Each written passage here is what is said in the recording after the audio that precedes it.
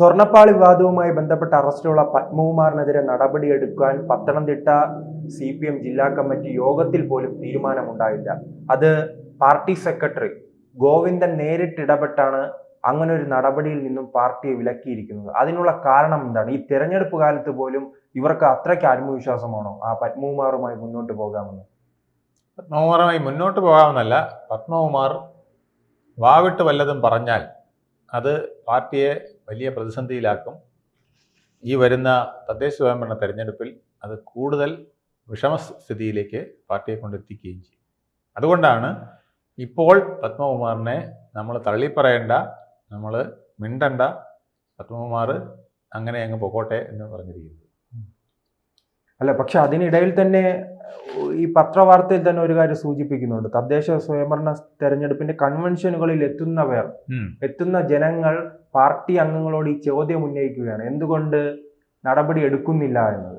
പക്ഷെ ആ ചോദ്യത്തിൽ നിന്ന് ഒഴിഞ്ഞു മാറുക എന്നാണ് ഈ ഗോവിന്ദന്റെ നിർദ്ദേശം. അതെ, അത് ജനങ്ങൾ ഓരോ പാർട്ടി പ്രവർത്തകർ ഓരോ വീട്ടിലും കയറുകയാണ്. അപ്പോൾ വീട്ടിൽ കയറുമ്പോൾ അവർ ചോദിക്കും, നിങ്ങൾക്ക് എങ്ങനെ ഞങ്ങൾ വോട്ട് തരും? അയ്യപ്പൻ്റെ സ്വത്ത് കട്ടവരല്ലേ എന്ന് ചോദിക്കും. ഇല്ല, ഞങ്ങളതിനുള്ള ഇത് എടുത്തിട്ടുണ്ട്, ഞങ്ങളാണ് ഇവിടെ ഇപ്പോൾ പോലീസിനെ കൊണ്ടുവന്ന് SITയെ കൊണ്ടുവന്നൊക്കെ ഹൈക്കോടതിയല്ല ഞങ്ങളാണ് എന്ന് അവർ പറഞ്ഞുകൊണ്ടിരിക്കുകയാണ്. അപ്പോൾ അവർ ചോദിക്കുക, എന്നാൽ പിന്നെ എന്താണ് നിങ്ങൾ പത്മകുമാറിനെ ജില്ലാ കമ്മിറ്റി അംഗമായിട്ട് തുടരാൻ? നിങ്ങളാണ് അറസ്റ്റ് ചെയ്തെങ്കിൽ നിങ്ങളല്ലേ അറസ്റ്റ് ചെയ്തിരിക്കുന്നത്, അപ്പം നിങ്ങളാണ് അറസ്റ്റ് ചെയ്തെങ്കിൽ പത്മകുമാർ കുറ്റക്കാരനെന്നാണ് നിങ്ങളല്ലേ നിശ്ചയിച്ചിരിക്കുന്നത്. എന്നിട്ട് നിങ്ങൾ കുറ്റക്കാരനെ എന്തുകൊണ്ടാണ് ഈ ജില്ലാ കമ്മിറ്റിയിൽ വെച്ചുകൊണ്ടിരിക്കുന്നത് എന്ന് നാട്ടുകാർ ചോദിക്കും. അപ്പം അതിന് ഉത്തരം പറയാൻ ക്യാപ്സൂൾ കിട്ടുന്നില്ല. ആ ക്യാപ്സൂളിന് വേണ്ടിയാണ് ഗോവിന്ദൻ മാഷിനെ പാർട്ടി പ്രവർത്തകർ സമ്മേളനത്തിൽ സമീപിച്ചത്. അദ്ദേഹം പറഞ്ഞത് അതിന് വേറെ എത്രയോ ക്യാപ്സൂളുകൾ ഇരിക്കുന്നു.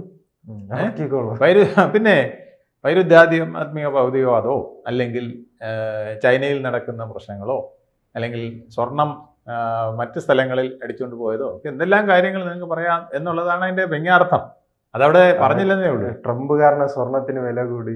അതെ, സ്വർണത്തിന് വില കൂടി, ഇന്ത്യയിൽ മൊത്തം സ്വർണത്തിന് വില കൂടി. അതൊക്കെ നമ്മൾ ആലോചിക്കുമ്പോൾ ഇപ്പോൾ അതവിടെ ഇരിക്കാതിരുന്നതാണ് നല്ലത്, അല്ലെങ്കിൽ ആരെങ്കിലും അടിച്ചുകൊണ്ട് പോകില്ല, ഇങ്ങനെ എന്തെല്ലാം പറയാമെന്നുള്ള വ്യംഗ്യാർത്ഥമാണ് കൂടെ. കാരണം ഇത് മുഴുവൻ പറയാൻ ഗോവിന്ദൻ മാഷക്ക് പറ്റില്ലല്ലോ. അപ്പം അതുകൊണ്ട് നിങ്ങൾ നിങ്ങളുടെ ഭാവന അനുസരിച്ച് പറഞ്ഞോളൂ എന്ന് പണ്ട് ശങ്കരാടിയുടെ കഥാപാത്രം പറഞ്ഞ പോലെ പറഞ്ഞു കൊടുക്കുകയാണ് ചെയ്തിരിക്കുന്നത്. അതോടൊപ്പം തന്നെ ഈ കടകംപള്ളിക്കെതിരെ മൊഴി കൊടുക്കുമോ എന്നൊരു പേടി CPM ഉണ്ടല്ലോ. തീർച്ചയായിട്ടും കടകംപള്ളിക്ക് മാത്രമല്ല, ദൈവതുല്യർ എന്ന് പറഞ്ഞിരിക്കുകയാണ്. ആ ദൈവതുല്യർ എവിടം വരെ പോകുമെന്ന് പാർട്ടിക്ക് ഭയമുണ്ട്.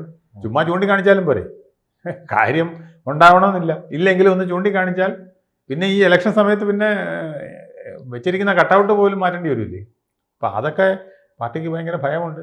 അതുകൊണ്ടാണ് പറഞ്ഞിരിക്കുന്നത് അങ്ങനെയല്ല, നമുക്ക് ഒരു നയത്തിൽ ഇതൊക്കെ ജനങ്ങളെ. കമ്മ്യൂണിസ്റ്റ് പാർട്ടിക്ക് ആത്മവിശ്വാസം നൽകുന്ന ഈ 2021 തെരഞ്ഞെടുപ്പാണോ? കാരണം 2021 തെരഞ്ഞെടുപ്പിൽ ആ തെരഞ്ഞെടുപ്പ് കഴിഞ്ഞ് ആദ്യം വോട്ടിട്ട ശേഷം സുകുമാരൻ നായർ ഉൾപ്പെടെയുള്ളവർ ശബരിമല ചൂണ്ടിക്കാട്ടി CPMനെ പരാജയപ്പെടുത്താൻ വേണ്ടി ശ്രമിക്കുകയാണ്. പക്ഷെ അന്നല്ല തിരിച്ചടിയാണ് ഈ എതിർത്തവർക്കുണ്ടായത്. CPMന് വലിയ രീതിയിൽ ഗുണം ചെയ്യുകയും ചെയ്തു. 2016 തെരഞ്ഞെടുപ്പിൽ 91 സീറ്റാണെങ്കിൽ 2021 തെരഞ്ഞെടുപ്പിൽ വരുമ്പോൾ അത് 99 വർദ്ധിക്കുകയാണ് ചെയ്തത്. അത് ഈ ശബരിമല വിവാദം ഉണ്ടായിരുന്നിട്ട് പോലും ഇത്രയും വർദ്ധിച്ചതാണോ ഈ തെരഞ്ഞെടുപ്പിൽ അവർക്കുള്ള ആത്മവിശ്വാസം? അത് തന്നെയാണ് അത്. പക്ഷേ ഇത് പല പ്രാവശ്യമാകുമ്പോൾ ഇത് അതുപോലെ നിൽക്കില്ല. അത് മാത്രമല്ല, അന്ന് ഈ കിറ്റ്, അതുപോലെ തന്നെ കോവിഡ് കഴിഞ്ഞുള്ള രക്ഷകൻ എന്നിങ്ങനെയുള്ള ഫിലോസഫികൾക്കിടയ്ക്ക് ദൈവത്തിൻ്റെ ഒരു അവതാരം പോലെ കണ്ടവരുമുണ്ട്. പാവപ്പെട്ടവരും ഒരുപാട് കഷ്ടപ്പെടുന്നവരും നമുക്ക് കഴിക്കാനുള്ള ആഹാരം തന്നു, സംരക്ഷണത്തിനുള്ള സൗകര്യം ഒരുക്കി തന്നു, കോവിഡിൽ നിന്ന് രക്ഷിച്ചു. ഇങ്ങനെയൊക്കെയുള്ള സത്യവും അർത്ഥസത്യങ്ങളും പുകമറകളും എല്ലാം കൂടെ കൊണ്ട് ജനത്തിനെ മൂടിയ ഒരു ഇലക്ഷനായിരുന്നു അന്നത്തേത്. പിന്നെ അതിനകത്ത് വേറൊരു കാര്യം കൊണ്ടുണ്ട്. അന്ന് ഈ കോവിഡ് ഒരു വലിയ ഉപകാരം ചെയ്തു. ആളുകൾ ബാലറ്റ് പേപ്പറെ വോട്ടിംഗ് മെഷീനിൻ്റെ അടുത്ത് പോയി വോട്ട് ചെയ്യേണ്ട കാര്യമില്ല. വീട്ടിൽ കൊണ്ട് കൊടുത്തിട്ട് സുഖമില്ല എന്ന് പറഞ്ഞിട്ട് അയാളുടെ ഒപ്പ് വാങ്ങിച്ചിട്ട് പിന്നെ സഖാവിന് വോട്ട് ചെയ്യാമായിരുന്നു. അങ്ങനെ ഓരോ മണ്ഡലത്തിലും 2000-3000 വോട്ടുകളൊക്കെ ചെയ്തിട്ടുണ്ട്. അപ്പോൾ 500 വോട്ടിനും 1000 വോട്ടിനും തോക്കേണ്ടിടത്തൊക്കെ പലയിടത്തും കോൺഗ്രസ്സുകാർ ഇതിൻ്റെ പുറകെ ഒന്നും നടക്കില്ല. അതുകൊണ്ട് 2000-3000 വോട്ടുകൾ വരെ അങ്ങനെ ചെയ്യാനും കഴിഞ്ഞിട്ടുണ്ട് എന്നുള്ളതാണ് പിന്നീട് നമ്മൾ മനസ്സിലാക്കിയ കഥകൾ. കോൺഗ്രസ്സുകാർ ഇത് പറഞ്ഞുകൊണ്ട് പാടിക്കൊണ്ട് നടക്കുന്നുണ്ട്. അതിന്റെ ദൃശ്യങ്ങളും പുറത്തു വന്നിട്ടുണ്ട്, ഒരുപാട് ദൃശ്യങ്ങളും പുറത്തു വന്നു. കാരണം നേരെ ചെന്നിട്ട് അപ്പൂപ്പ വയ്യെങ്കിൽ അവർ ഒപ്പിട്ടാൽ മതി, വോട്ടായിക്കോളും, ഒപ്പിട്ട് കൊടുക്കുന്നു.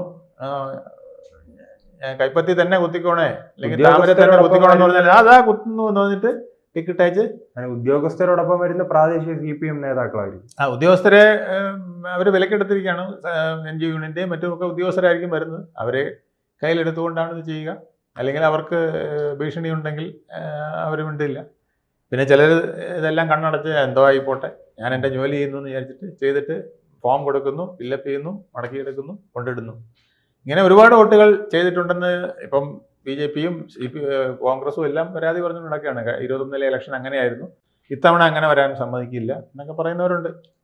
എനിക്കിപ്പോഴും വിശ്വാസമില്ല. കാരണം ചെയ്യാനുള്ളതൊക്കെ അവർക്ക് ചെയ്യാൻ കഴിയും. നമ്മളിപ്പോൾ തന്നെ കണ്ടതല്ലേ വിജയങ്ങളുണ്ടായല്ലോ. ഇപ്പോൾ തന്നെ 14 പേര് വിജയിച്ചു കഴിഞ്ഞില്ലേ ഏകപക്ഷീയമായിട്ട്. പിന്നെ ഒരിടത്ത് പൂട്ടി, മറ്റിടത്ത് പൂട്ടാൻ കഴിഞ്ഞില്ല വോട്ടർ പട്ടികയിലെ പേര് പറഞ്ഞ്.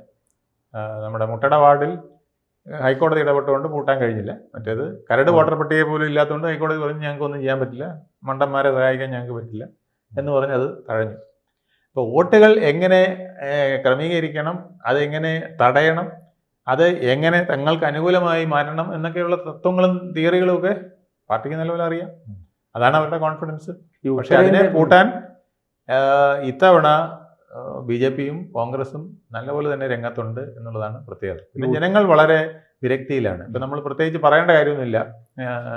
അയ്യപ്പനെ പിന്നെ ചതിച്ചവർക്ക്, അയ്യപ്പൻ്റെ സ്വത്ത് കട്ടുകൊണ്ടുപോയവർക്കൊന്നും പ്രത്യേകിച്ച് വീട്ടിൽ പോയി പറയേണ്ട കാര്യം പോലും ഇല്ല. അല്ലാതെ തന്നെ ആൾക്ക് എല്ലാം ഇത് സുവ്യക്തമാണ്. പലരുടെയും മനസ്സ് പുണ്ണായി വിഷമിച്ചിരിക്കുന്ന കാലവുമാണ്. ഉത്തരേന്ത്യ രാഷ്ട്രീയത്തിൽ എപ്പോഴും ഈ രാമനാണെങ്കിൽ ഇപ്പോൾ കേരളത്തിൽ തുടർച്ചയായി തന്നെ അയ്യപ്പ രാഷ്ട്രീയത്തിലേക്ക് മാറുകയാണ്. അതെ, അയ്യപ്പൻ എന്ന് പറയുന്നത് മലയാളിയുടെ ഒരു വലിയ വികാരമാണ്. അത് അവിടെ രാമൻ്റെ കാര്യം പറഞ്ഞ പോലെയാണ് ഇവിടെ അയ്യപ്പൻ്റെ കാര്യം. അയ്യപ്പൻ എന്ന് പറയുന്നത് ഒരു അപാര ശക്തിയാണ്. ആ അയ്യപ്പൻ്റെ മുമ്പിൽ പോയാൽ എല്ലാ കാര്യങ്ങളും നേരെയാകുമെന്ന് വിശ്വസിക്കുന്ന ഒരു വലിയ വിഭാഗമുണ്ട്.